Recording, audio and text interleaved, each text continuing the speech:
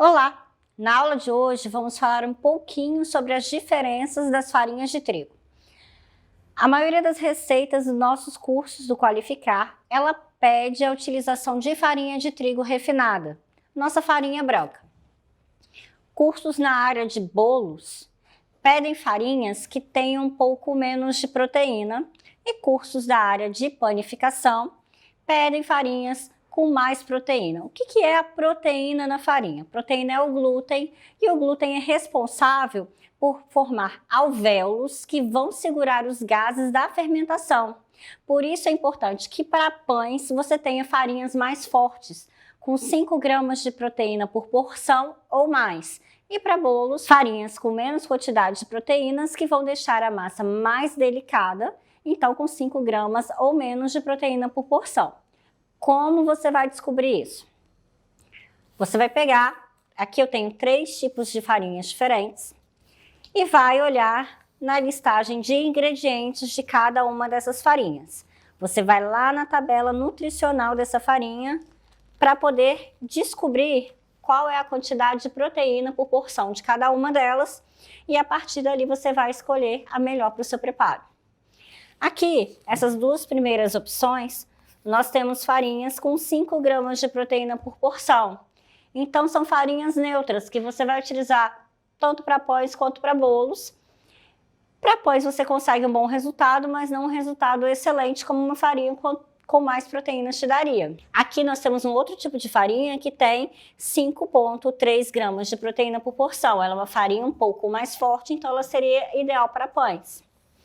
Quando nós falamos de pães e bolos, e queremos utilizar uma farinha integral, as farinhas integrais, elas têm a tendência de ter uma boa quantidade de proteínas. Aqui, nesse caso, nós temos uma farinha com 6,9 gramas de proteína por porção. Só que o trigo integral, ele é um trigo pouco processado, nós temos uma semente mais íntegra.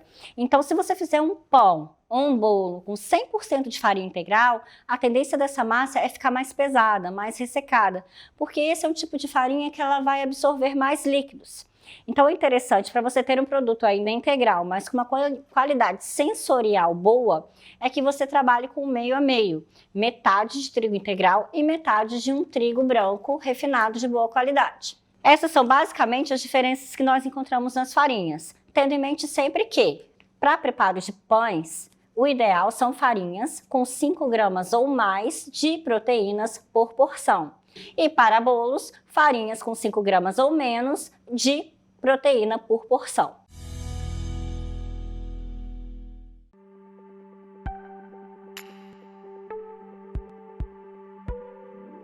Na aula de hoje, iremos falar um pouquinho sobre os tipos de fermentos. Os nossos cursos, eles pedem 2 tipos de fermentos diferenciados.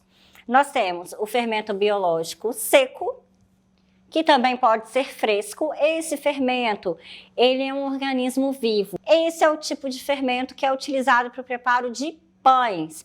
É um fermento que ele exige um pouco de dedicação. Você precisa que ele cresça, que ele trabalhe de forma a desenvolver a sua massa. Você também pode encontrar esse fermento na versão fresca e a proporção de utilização vai ser diferente da do fermento seco.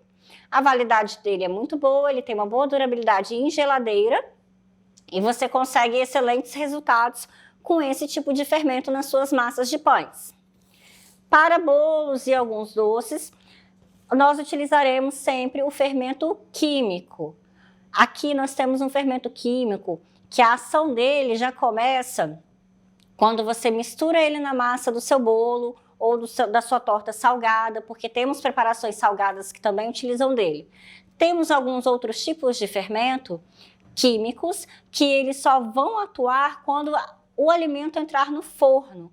E esse tipo de fermento, ele te dá um tempo maior para você poder trabalhar no seu preparo. Então, sempre teste na sua casa e escolha aquela opção que fica mais fácil para você trabalhar. Ou o fermento biológico seco, que pode também ser o fresco, depende de como você quer trabalhar. Lembrando que a proporção de fermento seco é diferente para o fermento fresco, e o fermento químico, que nesse caso aqui, esse logo que você coloca na massa ele já é ativado, ou escolher aquele tipo de fermento que ele tem uma ação mais prolongada, você vai ter um período maior para poder trabalhar, porque ele só vai ser ativado quando for ao fogo. Essa é a nossa última parte de ingredientes de habilidades básicas. Espero que com essas dicas você consiga realizar as suas receitas em casa com a melhor qualidade possível. Boas aulas!